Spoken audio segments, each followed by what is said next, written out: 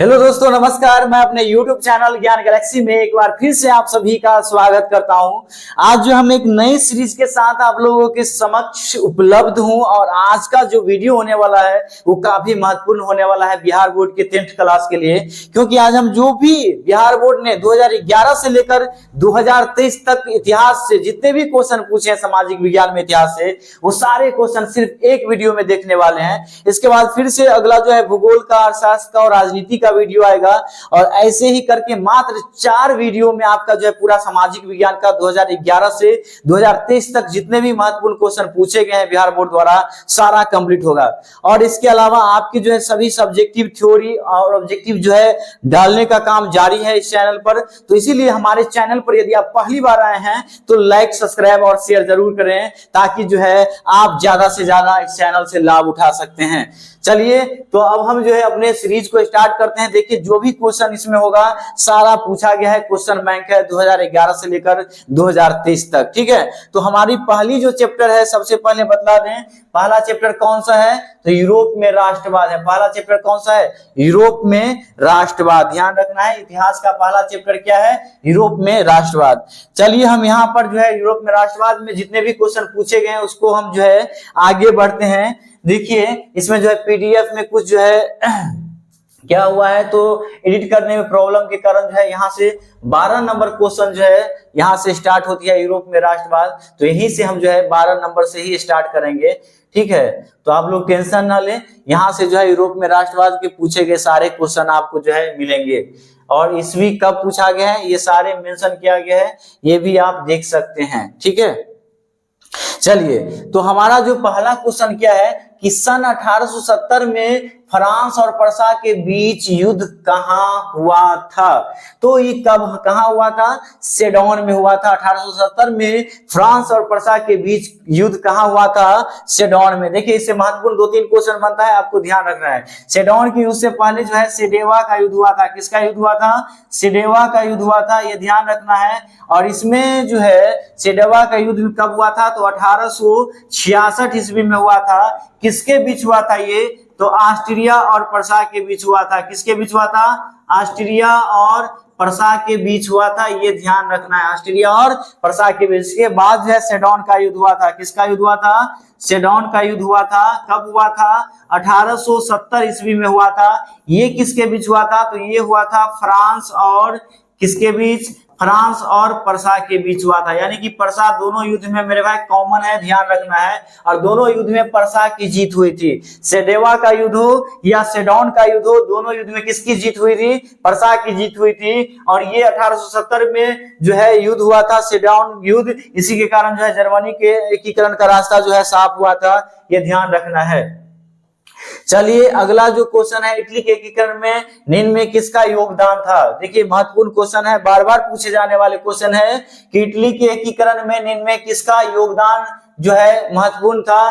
किसका, मेजिनी का और गैरीबाल्डी का, कांट काबूर का, तीनों का योगदान महत्वपूर्ण था। किसका, तीनों का योगदान जो है जर्मनी इटली के एकीकरण में जो है महत्वपूर्ण था। इटली के एकीकरण में मेजिनी, गैरीबाल्डी और कांट काबूर ये सभी नेताओं का योगदान महत्वपूर्ण था, ध्यान रखना है। चलिए, नेक्स्ट प्रश्न है, वियना सम्मेलन कब हुआ था, तो वियना सम्मेलन 1815 में हुआ था। कहां पे, वियना में, जो कि ऑस्ट्रिया की क्या है, राजधानी। नहीं, ऑस्ट्रिया की राजधानी कहां थी, वियना। किसके नेतृत्व में हुआ था ये सम्मेलन, तो वहां का जो लीडर था मेटरनिक। नहीं, ऑस्ट्रेलिया का चांसलर कौन था, मेटरनिक। तो मेटरनिक काल में ही जो है 1815 में जो है वियना सम्मेलन हुई थी। और मेटरनिक युग की शुरुआत भी कब हुई थी, 1815 में हुई थी, ध्यान रखना है। चलिए, आगे बढ़ते हैं। नेक्स्ट क्वेश्चन जो है हम ज्यादा टाइम नहीं लेंगे क्योंकि एक ही जो है वीडियो में सारे ऑब्जेक्टिव को खत्म करना है, तो हम ज्यादा से ज्यादा टाइम नहीं लेंगे। और आपको चाहेंगे कि 1 से 1.5 घंटा में आपका सारा इतिहास का जो है क्वेश्चन कंप्लीट हो। इसके बाद नेक्स्ट क्वेश्चन है, ज्वेलरी संबंधित थी, किससे संबंधित थी, तो ये जो था व्यापारियों से संबंधित था। ज्वेलरी किससे संबंधित था, व्यापारियों से संबंधित था। नेक्स्ट क्वेश्चन है कि जिनेवा संधि कब हुई थी, तो जिनेवा संधि कब हुई थी, 1954 में। जिनेवा संधि कब हुई थी, 1954 में हुआ था, ध्यान रखना है। जिनेवा संधि कब हुआ था? 1954 में। नेक्स्ट क्वेश्चन है जर्मन राज्य का निर्माण किसने किया था? तो जर्मन राज्य का निर्माण जो है नेपोलियन बोनापार्ट के द्वारा किया गया था। जर्मन राज्य के निर्माण किसके द्वारा? नेपोलियन बोनापार्ट के द्वारा जो है किया गया था। 1 से 1.5 घंटा मात्र बने रहिए हमारे चैनल पर, आपका पूरा इतिहास कंप्लीट होगा और दूसरे जगह से आपको करने की जरूरत नहीं है, यहीं से पूरा आएगा, ठीक है? इसे बाहर नहीं, कुछ भी नहीं। काउंट काबूल को विक्टर एनुअल ने किस पद पर नियुक्त किया था? काउंट काबूल को जो है विक्टर एनुअल ने प्रधानमंत्री के पद पर नियुक्त किया था। काउंट काबूल ने जो है विक्टर एनुअल को किस पद पर नियुक्त किया था? प्रधानमंत्री के पद पर नियुक्त किया था। इसके बाद 1871 में कौन सी संधि हुई थी? तो 1871 में जो संधि हुआ था, कौन सा संधि हुआ था? तो ये हुआ था फ्रैंकफर्ट की संधि। किसके बीच हुई थी ये? तो ये हुई थी फ्रांस और पर्सा के बीच। फ्रांस और पर्सा के बीच हुई थी, ये बात ध्यान रखना। फ्रैंकफर्ट की संधि किसके बीच हुई थी? फ्रांस और पर्सा के बीच हुई थी। चलिए आगे बढ़ते हैं। अगला जो क्वेश्चन है 1871 के बाद 1830 में आ गए हम। 1830 में क्या कर रहे हैं? 1830 की क्रांति के बाद फ्रांस में किस प्रकार का शासन जो है स्थापित हुआ? तो ये शासन जो स्थापित हुआ था कौन सा? तो ये गणराज्य शासन। कौन सा शासन? गणराज्य शासन जो है स्थापित हुआ था। इसके बाद है जर्मनी के एकीकरण के लिए कौन उत्तरदायी था? तो जर्मनी के एकीकरण के लिए मेरे भाई बिस्मार्क जो है उत्तरदायी था। जर्मनी के एकीकरण के लिए कौन सा उत्तरदायी था? बिस्मार्क, ठीक है, ध्यान रखना है। चलिए आगे बढ़ते हैं। जल्द से जल्द हम चाहते हैं कि आपका जो है चैप्टर रिवीजन हो जाए। यदि आप पहली बार ये सारे ऑब्जेक्टिव देख रहे हैं तो लिख लें, और यदि आप कहीं पढ़ रहे हैं तो अच्छी बात, जो नई क्वेश्चन है बस उसी को लिख लें ताकि आप जो है कंप्लीट कर पाए। अगला क्वेश्चन की ओर बढ़ते हैं। अगला क्वेश्चन है कि फ्रैंकफर्ट की संधि, फ्रैंकफर्ट की संधि कब हुई थी? तो फ्रैंकफर्ट की संधि 1871 में हुआ था। फ्रैंकफर्ट की संधि कब हुई थी? 1871 ईस्वी में, ध्यान रखना है। इसके बाद है इटली के एकीकरण में निम्न में से किसका संबंध नहीं है? बताइए, इटली के एकीकरण में किसका संबंध नहीं है? हाँ, बिस्मार्क, मेजनी, काबूल, गारिबल्डी। बताइए किसका है? तो बताइए, बिस्मार्क का जर्मनी से संबंधित है बिस्मार्क, तो ये जो है नहीं होगा। ऑप्शन नंबर क्या सही होगा? बिस्मार्क। इटली के एकीकरण में बिस्मार्क का क्या था? कुछ भी नहीं। चलिए आगे बढ़ते हैं। कोई योगदान नहीं, जर्मनी में बात करेंगे उसके बारे में। अगला जो प्रश्न है कि इटली और जर्मनी के एकीकरण के विरुद्ध निम्न में से कौन सा देश था?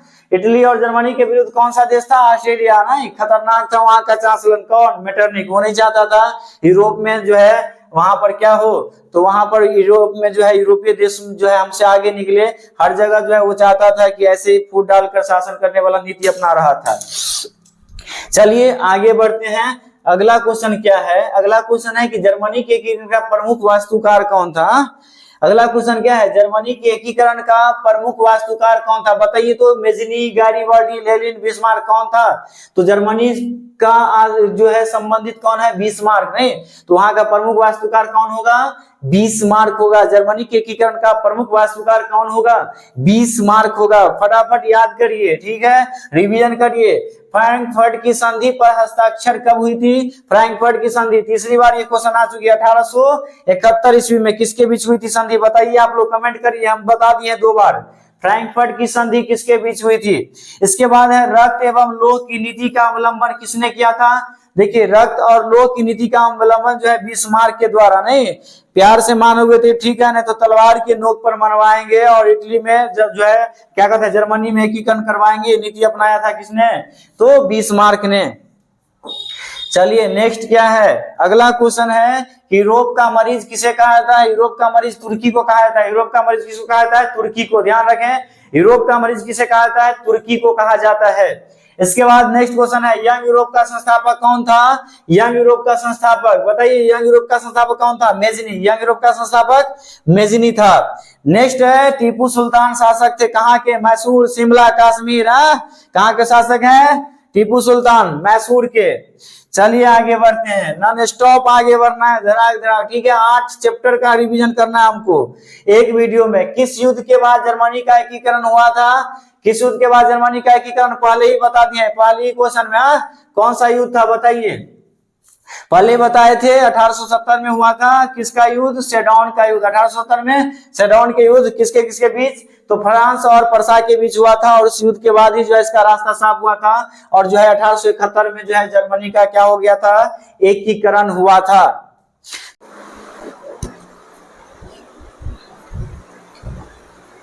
तो मेरा जो नेक्स्ट चैप्टर है वो है समाजवाद एवं साम्यवाद। क्या है? समाजवाद एवं साम्यवाद। चलिए देखते हैं नेक्स्ट चैप्टर क्या है, समाजवाद एवं साम्यवाद। इसका जो हमारा प्रश्न है, इसके और बढ़ते हैं, हम देखते हैं कि सबसे जो पहला प्रश्न है क्या है।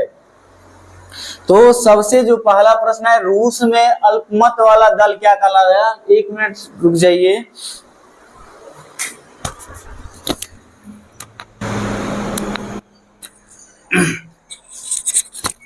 तो जो पहला प्रश्न है कि रूस में अल्पमत वाले दल जो है क्या कहलाया? तो ये कहलाया मेरे भाई, क्या कहलाया? मेनसेविक कहलाया। ये मजदूरों का एक जो है अल्पमत वाले दल थे, जो क्या कहलाया? मेनसेविक कहलाया। इसके बाद है अगला क्वेश्चन कि रूस में प्रतिनिध्यात्मक संस्था डुइमा का गठन कब हुआ था? तो ये जो गठन हुआ था 1905 ईस्वी में हुआ था। कब हुआ था? 1905 ईस्वी में हुआ था। नेक्स्ट क्वेश्चन है बोल्शेविक दल का कार्यक्रम जो है अप्रैल थीसिस। कौन थीसिस? अप्रैल थीसिस किसने लिखा था? तो अप्रैल थीसिस लिखने वाला कौन था? लेनिन था। अप्रैल थीसिस लिखने वाला कौन था?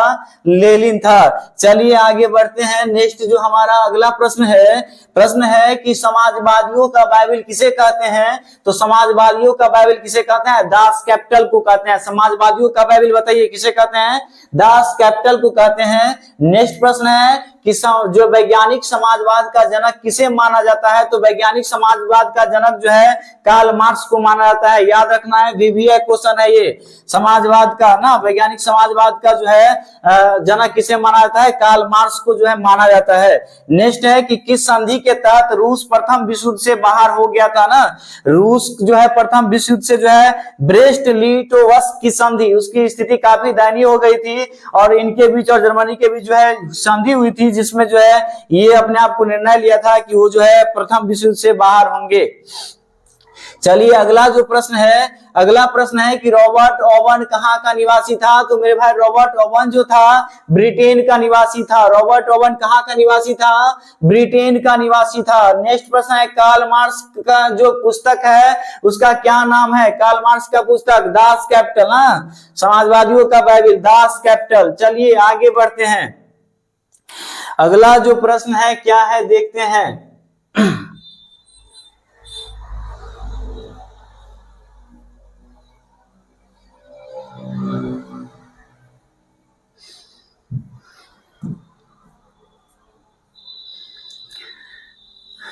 नेक्स्ट जो हमारा प्रश्न है कि युद्ध और शांति यानी वार एंड पीस पुस्तक के किसने लिखा था? वार एंड पीस की रचना करने वाला बताइए। युद्ध और शांति की रचना करने वाला कौन है? टॉलस्टॉय है। इसके बाद है रूस की बोल्शेविक क्रांति का नेतृत्व किसने किया था? तो रूस के बोल्शेविक क्रांति का नेतृत्व जो है किसके द्वारा किया गया था? लेनिन के द्वारा किया था। बोल्शेविक क्रांति का नेतृत्व किसके द्वारा? लेनिन के द्वारा। नेक्स्ट है समाजवादी शासन का पहला प्रयोग कहां हुआ था? तो समाजवादियों का जो है समाजवादी का शासन का पहला प्रयोग रूस में हुआ था। समाजवादी का जो है पहला प्रयोग कहां हुआ था? रूस में हुआ था। चलिए अगला जो प्रश्न है कि समाजवादियों का बाइबल, फिर से आ गया एक क्वेश्चन कि समाजवादियों का बाइबल किसे कहा जाता है? तो समाजवादियों का बाइबल दास कैपिटल को कहा जाता है। किसने लिखा था? कार्ल मार्क्स ने। ध्यान रखना है, समाजवादियों का बाइबल दास कैपिटल किसके द्वारा लिखा गया है? कार्ल मार्क्स के द्वारा। इसके बाद जो हमारा नेक्स्ट प्रश्न है कि कार्ल मार्क्स का जन्म कहाँ हुआ था? मेरे भाई कार्ल मार्क्स का जन्म जो है मेरे दोस्त जर्मनी में हुआ था। कार्ल मार्क्स का जन्म कहाँ हुआ था? जर्मनी में हुआ था। देखिए हम जल्दी ले रहे हैं, 1 घंटा के अंदर आपका जो है 8वां चैप्टर खत्म करना है। बोल्शेविक क्रांति कब हुई थी? तो बोल्शेविक क्रांति हुई थी नवंबर 1917 में। ध्यान रखना है, बोल्शेविक क्रांति नवंबर 1917। इसके बाद है दास कैपिटल का प्रकाशन किस वर्ष हुआ था? तो दास कैपिटल का प्रकाशन 1867 ईस्वी में हुआ था। यदि आप पहली बार ये ऑब्जेक्टिव कर रहे हैं तो आप जरूर लिख लें वीडियो को पॉज करके। दास कैपिटल का जो है प्रकाशन किस वर्ष हुआ था? तो हुआ था 1867 ईस्वी में। 2011 से लेकर 2023 तक जो भी क्वेश्चन पूछा गया है सारे क्वेश्चन आपके सामने है। फिर से एक बार आ गया है दोबारा, वार एंड पीस किसकी रचना है? टॉलस्टॉय का। वार एंड पीस किसकी रचना है? टॉलस्टॉय। इसके बाद है मार्क्स ने 1867 ईस्वी में किस पुस्तक की रचना? ये फिर से आ गया, तो कहा बताइए कौन सा होगा? मार्क्स ने जो है 1867 में किस पुस्तक की रचना की जिसे साम्यवादियों का बाइबिल कहा जाता है? तो दास कैपिटल को ना। फिर से 3 बार ये क्वेश्चन आ चुका है। तब पर भी यदि एग्जाम में आप गलत करके आते हैं तो आप समझिए किस तरह के स्टूडेंट होंगे। ब्रेस्ट लिटोवस की संधि फिर से ये किसके बीच हुई थी? हालांकि ये संधि के बारे में नहीं आया था, ये हुआ था किसके बीच? रूस और जर्मनी के बीच। हालांकि हम पहले ही बता चुके हैं आपको कि ब्रेटो-लिटोवस की संधि जो है रूस और जर्मनी के बीच हुई थी, और इस संधि के तहत जो है रूस जो है प्रथम विश्व युद्ध से बाहर आया था। निम्नलिखित में किसे साम्यवाद के संस्थापक के रूप में जाना जाता है? फिर से एक बार कार्ल मार्क्स को। किसको? कार्ल मार्क्स को। साम्यवादी घोषणा पत्र के लेखक कौन है? तो साम्यवादी घोषणा पत्र के बाद है साम्यवादी जितनी बार आ रहा है कार्ल मार्क्स, ठीक है। खाली सिर्फ ध्यान रखना, साम्यवादी जो है अपनाया गया था कहां पर? तो रूस में। तो कार्ल मार्क्स और एंगल्स द्वारा। किसके द्वारा? कार्ल मार्क्स और एंगल्स के द्वारा। अगला क्वेश्चन है 21 नंबर। क्या है क्वेश्चन? नेक्स्ट क्वेश्चन है आपका कि रूस में कृषक दास प्रथा का अंत कब हुआ था? तो रूस में कृषक दास प्रथा का अंत मेरे दोस्त 1861 ईस्वी में हुआ था। रूस में कृषक दास प्रथा का अंत कब हुआ था? 1861 ईस्वी में। रूस में जार का अर्थ क्या होता है मेरे भाई, मेरे दोस्त? रूस में जार का अर्थ होता है रूस का सम्राट। क्या होता है? रूस का सम्राट। रूस में जो है उस समय जो है जो सम्राट होता था उसको जार के नाम से जाना जाता था। चलिए देखते हैं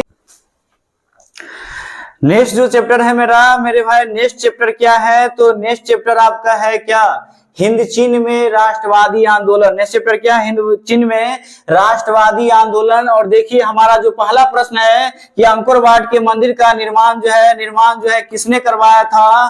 किस शासक के द्वारा करवाया गया था? तो देखिए इसका आंसर होगा सूर्यवर्मन द्वितीय। सूर्यवर्मन द्वितीय, ठीक है, सूर्यवर्मन द्वितीय है। ध्यान रखिए, आपको कंफ्यूज करने के लिए ऑप्शन में दिया जाता है सूर्यवर्मन प्रथम भी दिया जाता है, तो आपको ध्यान रखना है द्वितीय पर। सूर्यवर्मन द्वितीय जो है अंकोर वाट का मंदिर का जो है निर्माण करवाया था। इसके बाद चलिए अगला जो है नेक्स्ट जो हमारा प्रश्न होगा क्या होगा? देखिए अगला प्रश्न,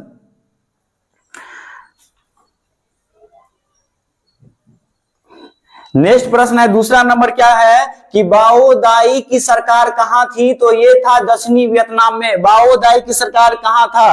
दक्षिणी वियतनाम में बाओ दाई की सरकार थी। अगला है उत्तरी और दक्षिणी वियतनाम का एकीकरण कब हुई थी? तो उत्तरी और दक्षिणी वियतनाम का एकीकरण जो है 1975 ईस्वी में हुआ था। उत्तरी और दक्षिणी वियतनाम जो है बट गया था ना, और इसमें जो है कब हुआ था? ये 1975 में जो है यहाँ पर एकीकरण हुआ था, ठीक है। इसके बाद नेक्स्ट क्वेश्चन है आपका क्या है? नेक्स्ट क्वेश्चन है कि हिंद चीन, निम्न में से क्या जो है पोट्सडम की जो है घोषणा का उद्देश्य था? तो इसका आंसर क्या होगा? जापान का आत्मसमर्पण। नेक्स्ट क्वेश्चन है हिंद चीन पहुंचने वाले प्रथम व्यापारी कौन थे? तो हिंद चीन पहुंचने वाले बताइए, आप लोगों को सबको पता होगा, VVI क्वेश्चन है। पुर्तगाली। कौन थे? पुर्तगाली थे। ये जो है हिंद चीन पहुंचने वाले प्रथम। हमारे देश में भी सबसे पहले वास्को डी गामा 1498 में पुर्तगाल से ही पहुंचे थे नहीं। और देखिए यहाँ हम चलते हैं आगे। प्रश्न जो है अगला क्या है कि अंकोर वाट का मंदिर कहाँ स्थित है? तो अंकोर वाट का मंदिर कहाँ स्थित है? तो अंकोर वाट का मंदिर जो है कंबोडिया में स्थित है। अंकोर वाट का मंदिर कहाँ है? कंबोडिया में। देखिए 2022 में जो है पूछा गया क्वेश्चन है। नेक्स्ट क्वेश्चन है कि उत्तरी एवं दक्षिणी वियतनाम का एकीकरण कब हुआ था? तो उत्तरी और दक्षिणी वियतनाम का दूसरी बार क्वेश्चन आ चुका है। 1975 में उत्तरी और दक्षिणी वियतनाम का एकीकरण हुआ था। नेक्स्ट क्वेश्चन है कंबोडिया की राजधानी है। कहाँ है कंबोडिया की राजधानी? नोम पेने। कंबोडिया की राजधानी कहाँ है? नोम पेने है। कंबोडिया की राजधानी बताइए कहाँ है? नोम पेने है। चलिए आगे बढ़ते हैं। इसके बाद जो है अगला क्वेश्चन है कि वियतनाम का एकीकरण हुआ था। वियतनाम का एकीकरण कब हुआ था बताइए? वियतनाम का एकीकरण 1975 में। 3 बार आ चुका है वियतनाम का एकीकरण 1975 में। सिंगापुर कब आजाद हुआ बताइए? सिंगापुर 1965 में आजाद हुआ था। सिंगापुर कब आजाद हुआ था? 1965 में। यदि आप सिंगापुर के बारे में क्या क्या जानते हैं कमेंट जरूर करिएगा आप, ठीक है। इसके बाद नेक्स्ट क्वेश्चन है हिंद चीन में कलोन किन्हें कहा जाता था? हिंद चीन में कलोन फ्रांसीसी नागरिकों को जो है हिंद चीन में कलोन कहा जाता था। जो फ्रांसीसी नागरिक आके बस गए थे हिंद चीन क्षेत्र में उसे कलोन कहा जाता है, ठीक है, कलोन कहा जाता था। नेक्स्ट क्वेश्चन है अगला है कि फ्रांस 1946 जो है मार्च 1946 में फ्रांस एवं वियतनाम के बीच होने वाला समझौता किस नाम से जाना गया? तो ये जो है क्या है? तितसिन है, कैटन है, हो चिन मिन है, इनमें से कोई नहीं मेरे भाई, इसमें ऑप्शन में नहीं है। हनोई समझौता, मार्च 1946 में कौन सा समझौता हुआ था? हनोई समझौता हुआ था, याद रखना है। मार्च 1946 में फ्रांस और वियतनाम के बीच कौन सा समझौता हुआ था? हनोई समझौता। नेक्स्ट क्वेश्चन है कि the history of the loss of Vietnam किसने लिखा था? तो the history of the loss of Vietnam किसने लिखा था? फॉन वाय चाउ ने लिखा था। किसने लिखा था? फॉन वाय चाउ ने लिखा था। तो हमारा जो है ये तीसरा अध्याय था, और ये तीसरा अध्याय से इतने महत्वपूर्ण सारे क्वेश्चन जो है पूछे गए थे। अब जो है हम चलते हैं नेक्स्ट जो है भारत में राष्ट्रवाद चौथा चैप्टर पर चलेंगे।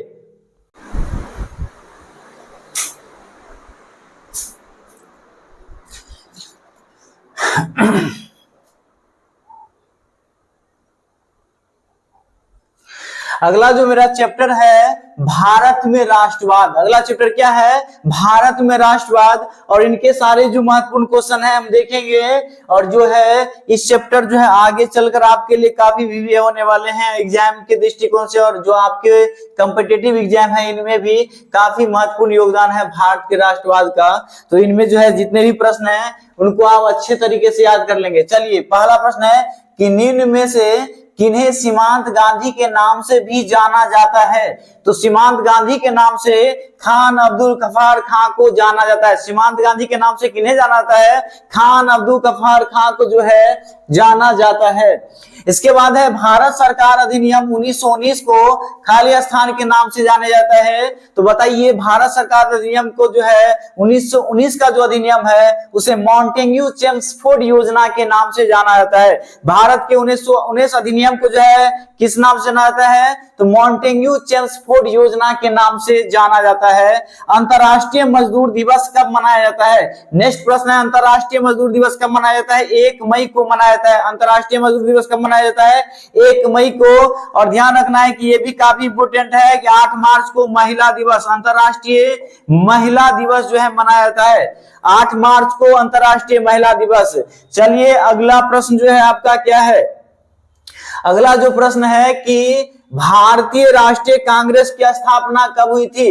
भारतीय राष्ट्रीय कांग्रेस की स्थापना जो हुई थी 1885 ईस्वी में। भारतीय राष्ट्रीय कांग्रेस की स्थापना कब हुई थी? 1885 ईस्वी में हुई थी। ये कहाँ हुआ था? तो तेजपाल गोकुलदास जो संस्कृत विश्वविद्यालय है, संस्कृत विद्यालय जो है महाराष्ट्र में, वहां पर जो है ये कांग्रेस पार्टी की जो है स्थापना हुई थी। नेक्स्ट जो आपका क्वेश्चन है क्या है? वल्लभ भाई पटेल को सरदार की उपाधि किस किसान आंदोलन के दौरान जो है दी गई? तो इसका सही आंसर होगा बारदोली। बारदोली किसान आंदोलन के दौरान जो है सरदार पटेल को जो है सरदार की उपाधि दी गई।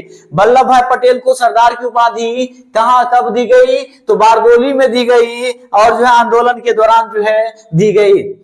इसके बाद नेक्स्ट क्वेश्चन है, भारत में रेलवे और टेलीग्राफ लाइन की शुरुआत जो है किसके शासनकाल में हुआ था? तो ये जो है रेलवे और टेलीग्राफ की शुरुआत लॉर्ड डलहौजी के समय में हुआ था।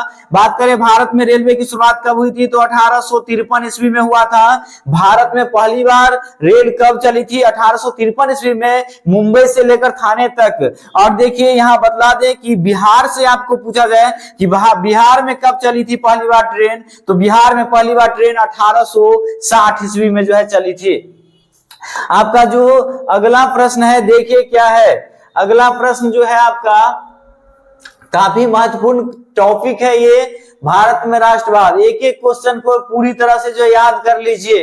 ये यदि आप कर लेते हैं कंप्लीट तो आपको जो है निश्चित रूप से आपका जो है डरने की कोई बात नहीं, एग्जाम आपका काफी अच्छा निकलने वाला है। महात्मा गांधी के राजनीतिक गुरु कौन थे? तो महात्मा गांधी के राजनीतिक गुरु जो है गोपाल कृष्ण गोखले थे। महात्मा गांधी के राजनीतिक गुरु कौन थे? गोपाल कृष्ण गोखले थे। इसके बाद है लाल कुर्ती नामक संगठन का गठन किसने किया था? तो लाल कुर्ती नामक संगठन का गठन जो है किसके द्वारा? तो खान अब्दुल गफ्फार खां द्वारा किया गया था। दूसरी बार ये क्वेश्चन आ चुकी है। इसके बाद है चौरी चौरा कांड के बाद गांधी जी ने निम्नलिखित में से किसी आंदोलन को जो है बंद कर दिया था? तो वो जो बंद किए दिया था असहयोग आंदोलन को। किस आंदोलन को? असहयोग आंदोलन को। आपको बता दें कि जो चौरी चौरा कांड हुआ था कब हुआ था? 5 फरवरी। कब हुआ था? 5 फरवरी को जो है 1922 ईस्वी में, 5 फरवरी 1922 ईस्वी के में जो है चौरी चौरा कांड हुआ था। और इस कांड में जो है 22 पुलिसकर्मी को जो है चौरी चौरा नामक गांव है जहां पर जो है जेल में जो है उनको जला दिया गया था, जिसके कारण जो है महात्मा गांधी असहयोग आंदोलन को जो है 12 फरवरी को जो है, कब? असहयोग आंदोलन को 12 फरवरी को जो है स्थगित कर दिया था, ध्यान रखना है। और यदि मेरे भाई यदि ऑप्शन में 4 फरवरी नहीं मिले तो आपको 5 फरवरी नहीं मिले तो 4 फरवरी ले लेना है। किसी किसी इतिहास में जो है चौरी चौरा का कांड का जो है घटना 4 फरवरी को माना गया है। तो ऑप्शन में यदि ना रहे 5 फरवरी तो 4 फरवरी मान लेना है।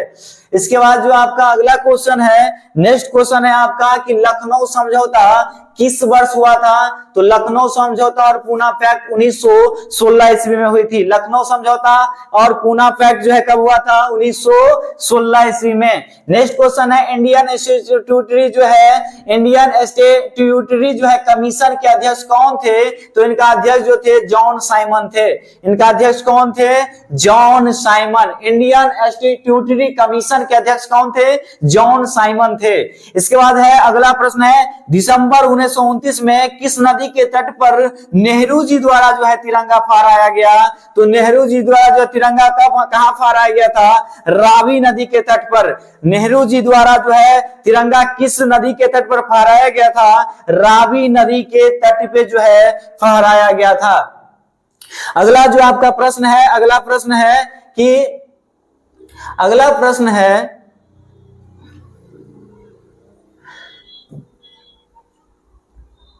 अगला प्रश्न है कि क्रांतिकारी नेता सूरसेन का जो है उपनाम क्या था? तो क्रांतिकारी नेता सूरसेन का नाम जो था मास्टरदा था। क्या नाम था? उपनाम। सूरसेन का उपनाम मास्टरदा। याद कर लीजिए, वीवीआई क्वेश्चन है, ठीक है। कब पूछा गया है? 2022 में। किस कानून के विरोध में जालियांवाला बाग में जो है सभा का आयोजन हुआ था? तो हम बता दें कि ये जो कानून था रॉलेट एक्ट, जो कि कब लागू हुआ था? 1919 में। कब हुआ था? 1919 में जो है रॉलेट एक्ट जो है लागू किया गया था। इस रॉलेट एक्ट के तहत जो है किसी भारतीय को अंग्रेज जो है संदेह के आधार पर गिरफ्तार कर सकता था। इसी एक्ट के जो है विरोध में जो है वहां पर जालियांवाला बाग में जो है सभा लगी थी और जनरल डायर ने जो अंधाधुंध गोली चला दी थी।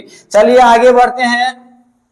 कह रहे हैं अगला क्वेश्चन है कि 15 नंबर क्या है कि किनके अनुरोध पर महात्मा गांधी चंपारण आए थे? तो बता दें कि महात्मा गांधी जो है किसके अनुरोध पर? तो ये है राजकुमार शुक्ल के जो है अनुरोध पर जो है महात्मा गांधी कहाँ आए थे? बिहार की धरती चंपारण आए हुए थे। और इन्होंने सबसे पहला अपना जो है सबसे पहला जो यहाँ पर आए हैं, क्या कहते हैं, राजकुमार शुक्ल के कहने पर सबसे पहला आंदोलन किसानों के लिए जो है कहां पर किया था? तो चंपारण में किया था। महात्मा गांधी का सबसे पहला आंदोलन कहां हुआ था? बिहार की धरती चंपारण से स्टार्ट हुई थी किसानों के लिए।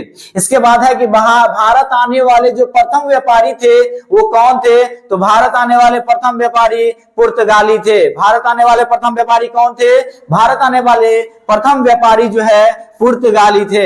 अगला क्वेश्चन है भारतीय कम्युनिस्ट पार्टी की स्थापना कब हुई थी? भारतीय कम्युनिस्ट पार्टी की स्थापना जो है 1925 ईस्वी में हुई थी। भारतीय कम्युनिस्ट पार्टी की स्थापना कब हुई थी? तो भारतीय कम्युनिस्ट पार्टी की स्थापना जो है 1925 ईस्वी में हुई थी। चलिए आगे बढ़ते हैं, नॉन स्टॉप आगे बढ़ना है। 1 घंटा में जो है हमको पूरा इतिहास खत्म करना है और आपको जो है रिवीजन करवाना है।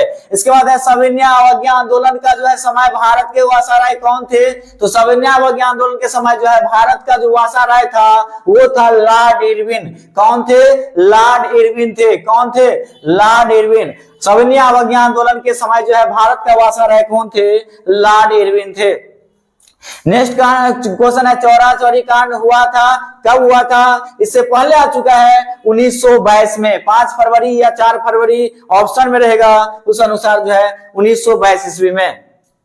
इसके बाद है किन्हें सीमांत गांधी के नाम से जाना जाता है। फिर से एक बार क्वेश्चन, खान अब्दुल गफ्फार को जो है सीमांत गांधी के नाम से जाना जाता है। खान अब्दुल गफ्फार को जो है सीमांत गांधी के नाम से जाना जाता है। नेक्स्ट क्वेश्चन है कि मोपला विद्रोह कहाँ हुआ था। तो मोपला विद्रोह जो हुआ था कहाँ हुआ था मेरे भाई, केरल में हुआ था मोपला विद्रोह। इसके बाद है अखिल भारतीय ट्रेड यूनियन कांग्रेस की स्थापना कब हुई थी। तो अखिल भारतीय ट्रेड यूनियन कांग्रेस की स्थापना 1920 ईस्वी में हुई थी। इसके बाद है नमक कानून तोड़ने के लिए जो है गांधी जी ने कौन सा स्थान चुना था। तो गांधी जी जो है नमक कानून तोड़ने के लिए दांडी जो है स्थान को चयन किया था। दांडी स्थान को, कहां से, नमक कानून तोड़ो, नमक तोड़ो कानून की शुरुआत कहां से हुई थी। तो दांडी से हुई थी। नमक कानून तोड़ने के लिए जो शुरुआत कहां से किया था महात्मा गांधी जी ने, तो दांडी से किए थे। इसके बाद जो हमारा प्रश्न आएगा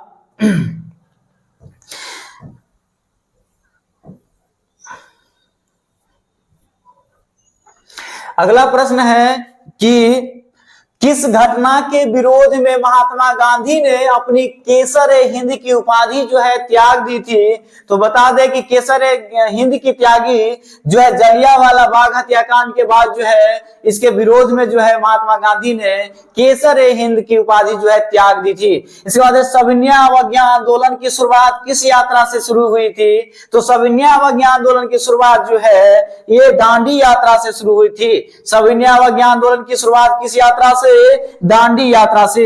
भारत छोड़ो आंदोलन का प्रसिद्ध नारा क्या था। तो भारत छोड़ो आंदोलन का जो प्रसिद्ध नारा महात्मा गांधी द्वारा करो या मरो का दिया गया था, करो या मरो का। इसके बाद जो अगला प्रश्न है, अगला आपका जो प्रश्न है कि भारतीय राष्ट्रीय कांग्रेस की स्थापना कब हुई थी। दोबारा से क्वेश्चन आ गया, 1885 ईस्वी में भारतीय राष्ट्रीय कांग्रेस की स्थापना हुई थी। इसके बाद गांधी ने भारत में सत्याग्रह का पहला प्रयोग कहां किया था। तो हम पहले ही बता चुके हैं कि बिहार की धरती चंपारण से जो है महात्मा गांधी ने चंपारण सत्याग्रह की शुरुआत की थी। इसके बाद तीन कठिया प्रणाली किन पर लागू होती थी। तो तीन कठिया जो प्रणाली था किसानों पर लागू होती थी। आपको बतला दे कि तीन कठिया प्रणाली जो है ऐसे भारतीय किसान जिनके पास मान चले 20 कट्ठा जमीन है, तो अंग्रेजों के द्वारा नियम था कि उस 20 कट्ठे जमीन में कम से कम 3 कट्ठे पर जो है आपको क्या करनी होगी, तो नील की खेती करनी होगी। इसी नील के 3 कट्ठे पर नील की खेती करने की जो बात कही गई थी अंग्रेजों द्वारा, इन्हीं को कहा गया तीन कठिया प्रणाली। अगला जो क्वेश्चन है, जलियांवाला बाग हत्याकांड की जांच के लिए जो सरकार ने किस समिति का जो है गठन किया था। तो जलियांवाला बाग हत्याकांड की जो है जांच के लिए हंटर कमेटी का जो है, हंटर समिति का जो है आयोजन किया गया था। किस समिति का, हंटर समिति का आयोजन किया गया था। अगला जो आपका प्रश्न है कि राष्ट्रीय स्वयंसेवक संघ की स्थापना कब और किसने की थी। राष्ट्रीय स्वयंसेवक की स्थापना जो है केवी हेडगेवार द्वारा 1925 ईस्वी में किया गया था। राष्ट्रीय स्वयंसेवक की स्थापना जो है केवी हेडगेवार द्वारा 1925 ईस्वी में किया गया था। नेक्स्ट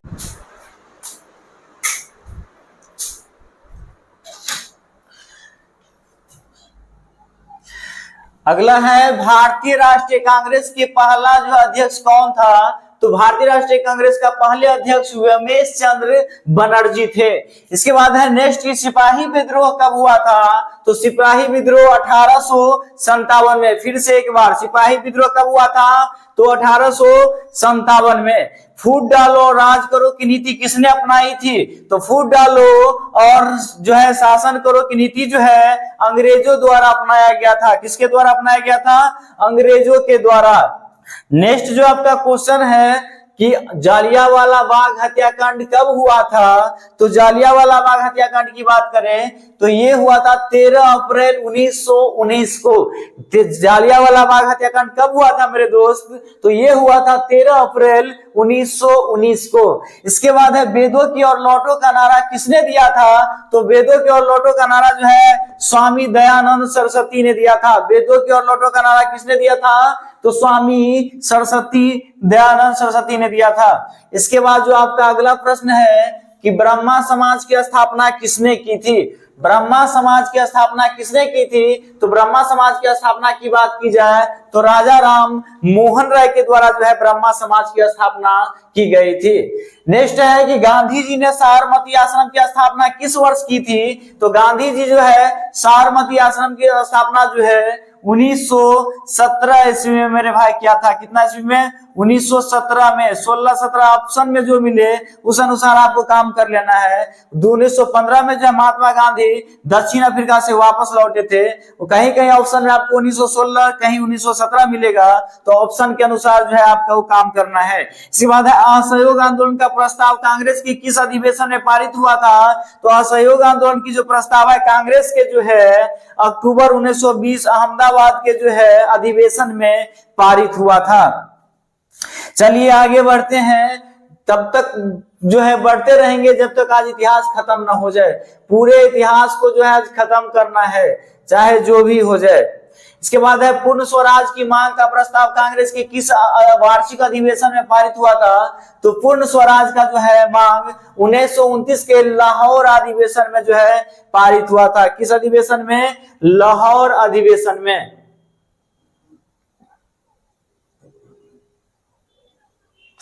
तो ये जो है आप देख सकते हैं कि अभी जो चल रहा है आपका भारत में राष्ट्रवाद, किसमें? भारत में राष्ट्रवाद के जो महत्वपूर्ण क्वेश्चन जो पूछे गए हैं अभी तक बिहार बोर्ड में, ये सारे क्वेश्चन आपके सामने है और देख सकते हैं आप कि किस तरह से क्वेश्चन पूछा गया है। अगला प्रश्न है कि 41 में है कि वल्लभ भाई पटेल को सरदार की उपाधि किस किसान आंदोलन में दिया गया था? पहले भी आ चुका है, बारदोली किसान आंदोलन में जो है सरदार पटेल को जो है सरदार की उपाधि दी गई थी। नेक्स्ट है कि किस वर्ष साइमन कमीशन भारत आया था? तो साइमन कमीशन जो है भारत जो है 1928 ईस्वी में आया था। साइमन कमीशन भारत कब वापस आया था? 1928 ईस्वी में आया था। इसके बाद है कि अखिल भारतीय किसान सभा गठन किस वर्ष जो है हुआ था? अखिल भारतीय किसान सभा का गठन किस वर्ष हुआ था? तो 1936 ईस्वी में। कितने ईस्वी में? 1936 ईस्वी में। चलिए आगे बढ़ते हैं। अगला जो आपका प्रश्न है कि हिंद स्वराज पुस्तक के लेखक कौन थे? तो हिंद स्वराज पुस्तक के लेखक जो थे महात्मा गांधी थे। हिंद स्वराज पुस्तक के लेखक मेरे भाई कौन थे? तो महात्मा गांधी थे। रंपा विद्रोह कब हुआ था? तो रंपा विद्रोह जो है 1916 ईस्वी में हुआ था। रंपा विद्रोह कब हुआ था? 1916 में। चलिए ये जो है भारत में राष्ट्रवाद जो महत्वपूर्ण जो टॉपिक थे ये आपके सारे हो गए। अब अगला जो है चैप्टर पर चलते हैं।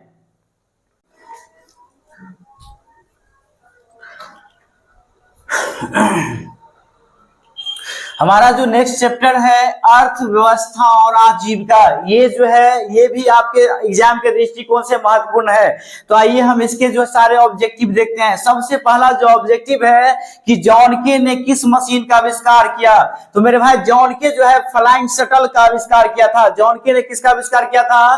फ्लाइंग शटल का आविष्कार किया था। इसके बाद चलते हैं नेक्स्ट प्रश्न पर। जो अगला प्रश्न है आपका कि 1921 में, कब है? 1921 में जो है सरकार द्वारा गठित राजस्व आयोग के अध्यक्ष कौन थे? तो इसका अध्यक्ष जो था कौन था? तो इसका अध्यक्ष था इब्राहिम रहीमतुल्लाह। कौन था? इब्राहिम रहीमतुल्लाह। ये देखिए 2023 में पूछा गया क्वेश्चन है और नए टाइप का क्वेश्चन है, इसे याद कर लेना है अच्छे से, ठीक है।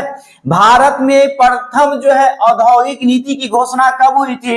तो भारत में प्रथम औद्योगिक नीति की घोषणा जो है 1948 ईस्वी में हुआ था। प्रथम औद्योगिक नीति की घोषणा प्रथम बार भारत में कब हुआ था? 1948 में। इसके बाद जो है भारतीय लोहा और इस्पात कंपनी जो है IISCO जो है कहां स्थापित किया गया? तो ये जो स्थापित किया गया था, कहां स्थापित किया गया था? ये है बर्नपुर में स्थापित किया गया था। कहां स्थापित किया गया था? बर्नपुर में। मेरे दोस्त बहुत ही VVI है, जितने दोस्त हैं सभी को शेयर करें। बहुत मेहनत लगती है वीडियो बनाने में, अपना जो है ये सारा वीडियो हर जगह शेयर करें। आप लोग का प्यार होगा तो आपके लिए हम हमेशा काम करेंगे, ठीक है। जितना प्यार मिलेगा उतना मेहनत करके आपको हम देंगे कम से कम समय में। सुएज नहर को कब खोला गया? अगला प्रश्न है, सुएज नहर को कब खोला गया? तो 1869 ईस्वी में। ये भी 2023 का पूछा हुआ क्वेश्चन है। सुएज नहर को 1869 ईस्वी में खोला गया था। अंतरराष्ट्रीय मजदूर दिवस कब मनाया जाता है? 1 मई को। अंतरराष्ट्रीय मजदूर दिवस कब मनाया जाता है? 1 मई को मनाया जाता है। भारत में पहली सूती मिल कहां स्थापित की गई थी? भारत में पहली सूती मिल जो है मुंबई में स्थापित की गई थी। भारत में पहली सूती मिल कहां? मुंबई में स्थापित की गई थी। चलिए आगे बढ़ते हैं। इसके बाद है कि फ्लाइंग शटल का आविष्कार किसने किया था? दोबारा ये क्वेश्चन आ चुका है, तो बताइए फ्लाइंग शटल का आविष्कार किसने किया था? जॉन के ने। किसने किया था? जॉन के ने। और अगला है कि भारत में पहली जूट मिल कहां स्थापित की गई थी? तो भारत में पहली जूट मिल की बात करें तो कलकत्ता में। सूती मिल कहां? सूती मिल महाराष्ट्र मुंबई में। और जो ये क्या कहते हैं, यहाँ जो है जूट की खेती की बात की जाए तो कलकत्ता में प्रथम बार।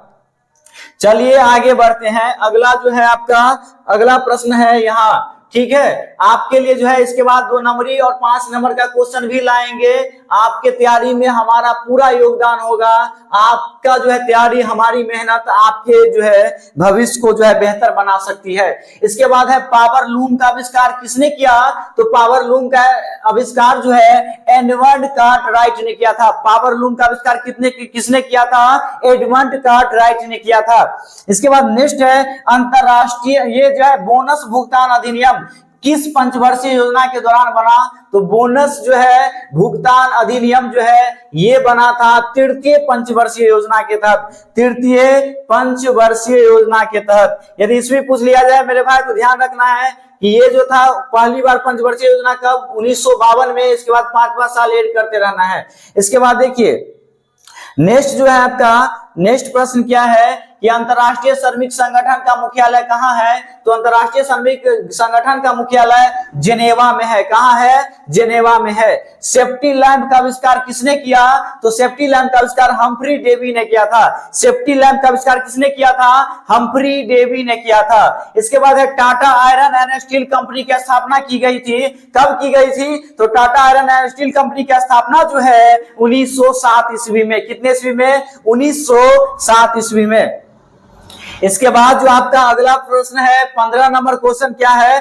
15 नंबर क्वेश्चन है कि वाष्प चलित रेल इंजन का आविष्कार किया था। किसने किया था? जॉर्ज स्टीफेंसन ने जो है वाष्प चलित रेल इंजन का जो है आविष्कार किया था। अगला जो आपका प्रश्न है बताइए क्या है कि मुंबई में जो है प्रथम सूती कपड़ा मिल किस वर्ष अभी आया था? और ये ईस्वी पूछ लिया है इस बार। तो 1854 ईस्वी में जो है भारत में जो है प्रथम सूती मिल की स्थापना मुंबई में हुई थी। इसके बाद अगला प्रश्न है इंग्लैंड में सभी स्त्री एवं पुरुष वयस्क मताधिकार जो है प्राप्त हुआ था। इसको कब प्राप्त हुआ था? 1918 ईस्वी में। नेक्स्ट क्वेश्चन है भारत के लिए पहला फैक्ट्री एक्ट कब पारित हुआ? तो भारत में पहला फैक्ट्री एक्ट जो है 1881 ईस्वी में जो है पारित हुआ था। पहला फैक्ट्री एक्ट कब हुआ था?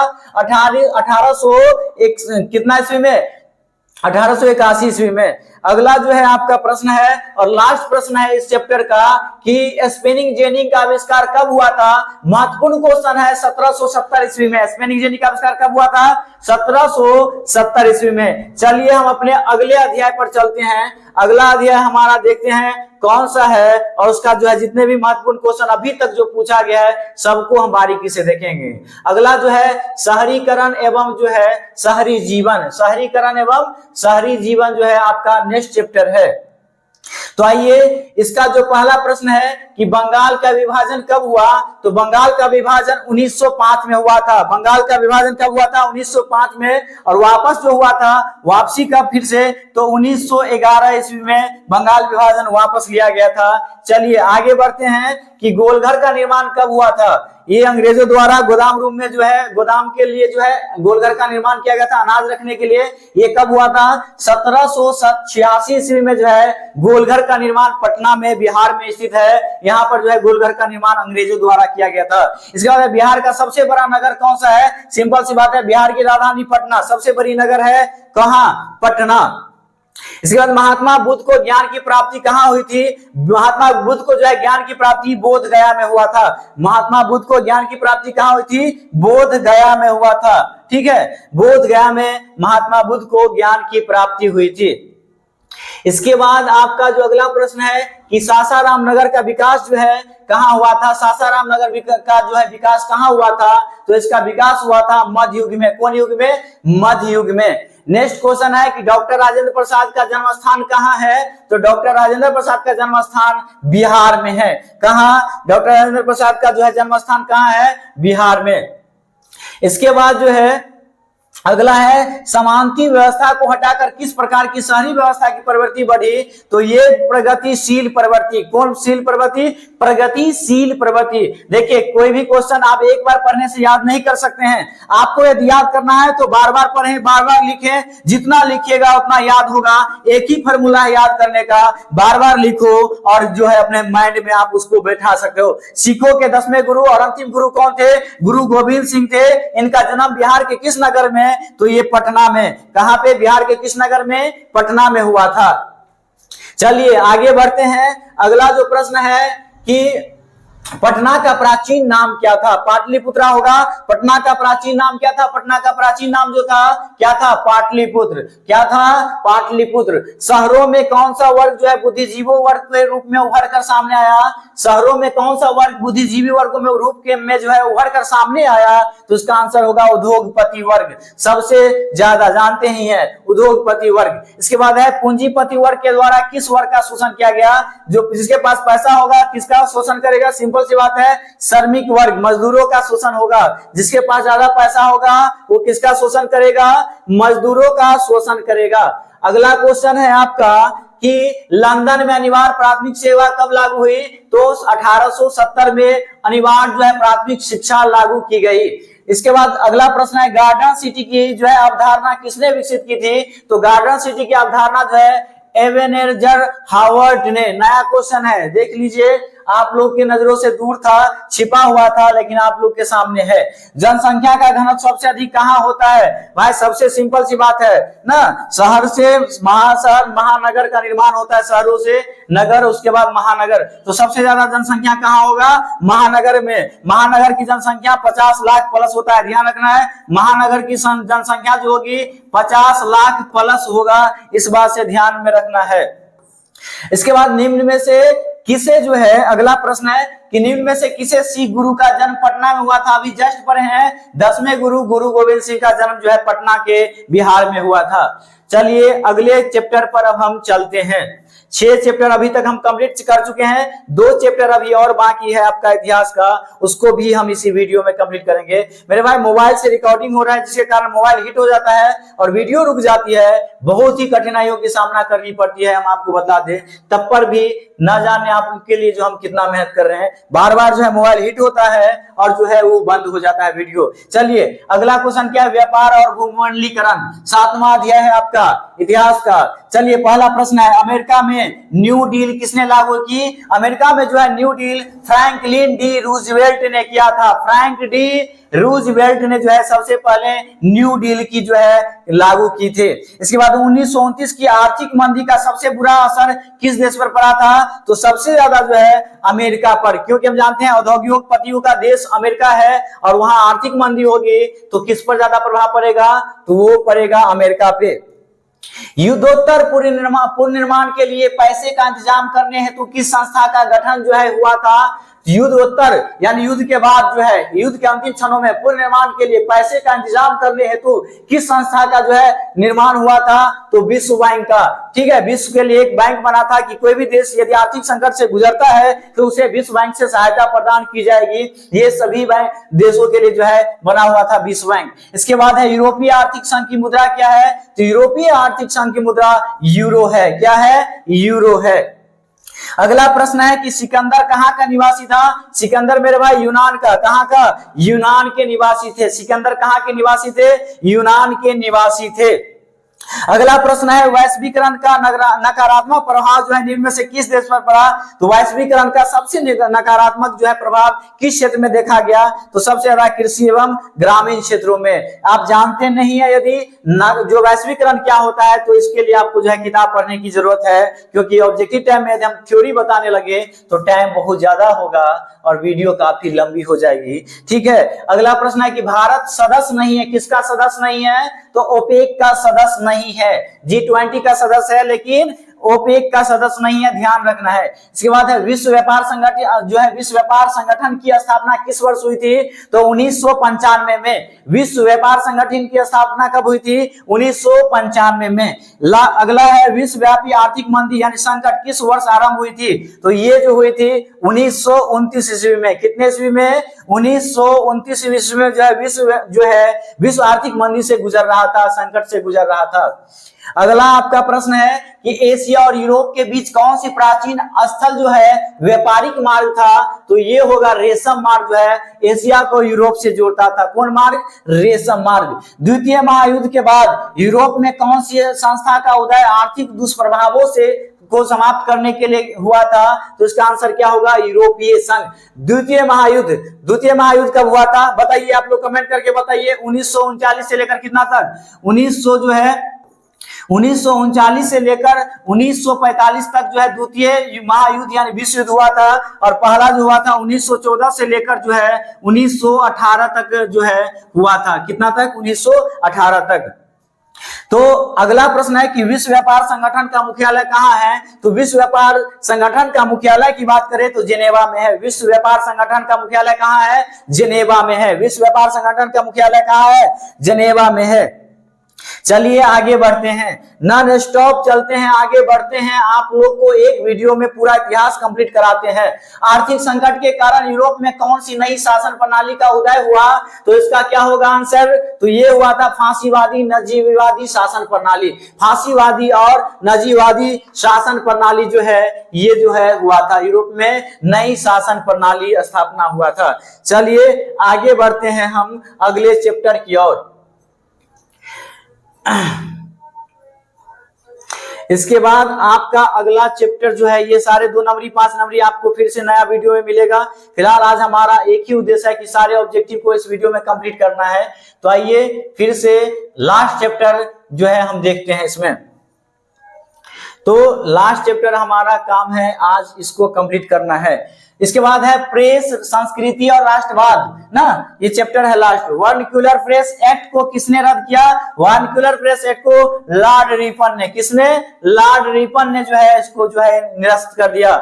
इसके बाद है निम्न में से किस पत्र ने रातों रात वर्नाक्युलर प्रेस एक्ट को बेचने के लिए जो है अपनी भाषा बदल दी थी? तो ये था अमृत बाजार पत्रिका। बता दे कि जो वर्नाक्युलर प्रेस एक्ट था इसके अंतर्गत जो है पूरे भारत में जितने भी प्रेस थे उनको आदेश दिया गया कि अंग्रेजी में ही जो है आपको न्यूज़पेपर यानी कि प्रेस जो है करना है। इसके लिए जो है सारे अखबार जो बंद हो गए, लेकिन एक ही बचा अमृत बाजार, और रातों रात जो है इन्होंने अपना लैंग्वेज जो है चेंज किया, हिंदी से अंग्रेजी में आ गए।